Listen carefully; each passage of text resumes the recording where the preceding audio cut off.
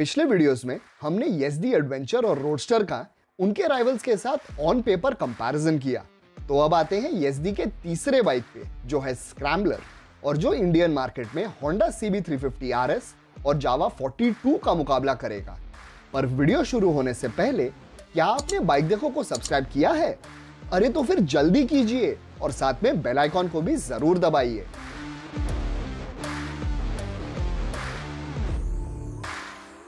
पहली झलक में तीनों बाइक्स का रेट्रो लुक उभर के आता है।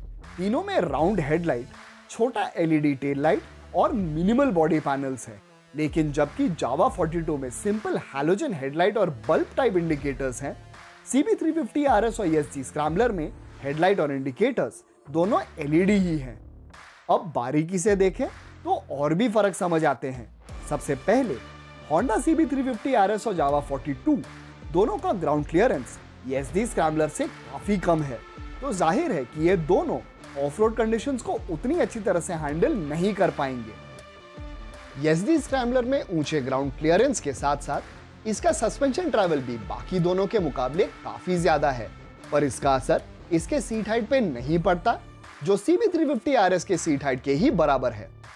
और स्क्रैम्बलर और CB350 RS की ये बराबरी इनके टायर सेटअप में भी दिखता है, जहां इन दोनों में सामने 19 इंच और पीछे 17 इंच टायर्स हैं।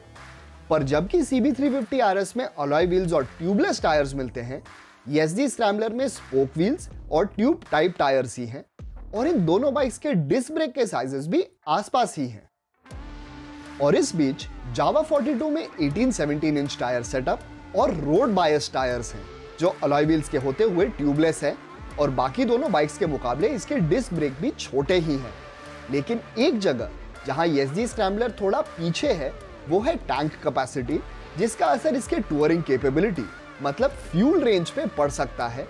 हालांकि इसका सबूत हमें इसे चला के ही पता चलेगा।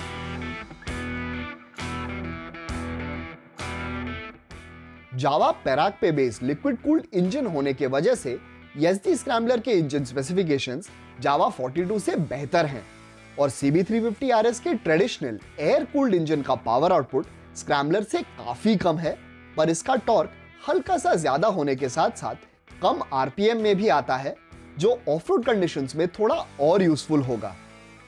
अब स्क्रैम्बलर और जावा दोनों में 6 गियर हैं, जबकि CB350 RS में 5 ही गियर हैं, पर इसमें आपको स्लिपर क्लच भी मिलता है। लेकिन स्क्रैम्बलर CB350 RS से 5 kg और जावा 42 से 12 kg भारी भी है। तो इन सब चीजों को मद्देनजर रखते हुए हम इन तीनों बाइक्स के रियल वर्ल्ड परफॉर्मेंस में फर्क इनको बैक टू बैक चलाए बिना नहीं दे पाएंगे। जबकि CB350 RS में dual channel ABS by default मिलता है, जावा 42 के लोअर वेरिएंट में सिर्फ सिंगल चैनल ABS है। पर स्क्रैम्बलर के केस में ABS स्टैंडर्ड होने के साथ साथ इसमें 3 मोड्स भी हैं, जो बारिश में और खास करके ऑफ-रोड कंडीशंस में आपका राइडिंग एक्सपीरियंस काफी मजेदार बना देगा। दूसरी ओर CB350 RS में आपको स्विचेबल ट्रैक्शन कंट्रोल भी मिलता है, लेकिन हमारे मुताबिक करीब 21 PS के बाइक पे इसका कुछ खास फर्क नहीं पड़ता। पर इतना ही नहीं, CB350 RS के सेमी एनालॉग क्लस्टर में YESD स्क्रैम्बलर के फुल्ली डिजिटल क्लस्टर जैसा लगभग बराबर इंफॉर्मेशन है, जैसे स्पीडोमीटर, ओडोमीटर, ट्रिप मीटर और फ्यूल गेज। और आपको इसमें एवरेज फ्यूल एफिशिएंसी और फ्यूल रेंज भी मिलता है, लेकिन इसमें टैकोमीटर नहीं है जो स्क्रैम्बलर में मिलता है, और CB350 RS में USB पोर्ट भी ऑप्शनल ही है। तो इन तीनों में YESD स्क्रैम्बलर इकलौता बाइक है जिसमें USB और टाइप C पोर्ट स्टैंडर्ड मिलते हैं। तो GPS ना भी हो, पर फोन के थ्रू नेविगेशन चलाते वक्त आपको चार्ज की कोई दिक्कत नहीं होगी। और आज के कंपैरिजन में जावा 42 सबसे पीछे है। अब वैसे तो इसका offset single port analog cluster देखने में स्क्रैम्बलर के डिजिटल क्लस्टर से काफी सिमिलर है, लेकिन इसमें सिर्फ स्पीडोमीटर और फ्यूल गेज ही है, और इसी में डिजिटल इनसेट है, जहां आपको ओडोमीटर और ट्रिप मीटर तो मिलता है, पर यह काफी छोटा है और चलाते वक्त क्लियरली दिखता भी नहीं है। तो जैसे आपने देखा, YESD स्क्रैम्बलर में स्पेसिफिकेशंस और फीचर्स दोनों काफी अच्छे खासे हैं, पर इसके साथ साथ इसकी कीमत भी सबसे ज्यादा ही है और हालांकि CB350 RS की कीमत थोड़ी ही कम है, लेकिन ये सिर्फ होंडा के स्पेशल बिग विंग शोरूम्स में ही मिलता है, जो हो सकता है आपके शहर में ना हो।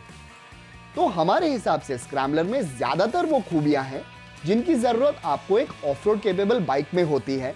ये मद्देनजर रखते हुए कि CB350 RS में हल्के से ऑफ-रोड ओरिएंटेड टायर्स के सिवाय और कुछ नहीं है, और जावा 42 लगभग पूरी तरह से रोड बायस्ड ही है।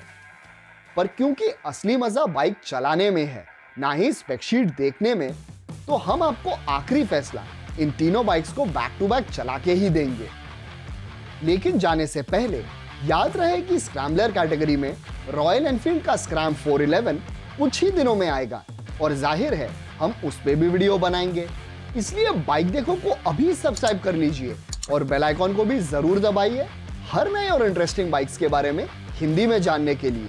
तो मिलते हैं अगले वीडियो में, तब तक अपना ख्याल रखिए, सब समय रूल्स फॉलो कीजिए एंड कीप वॉचिंग बाइक देखो।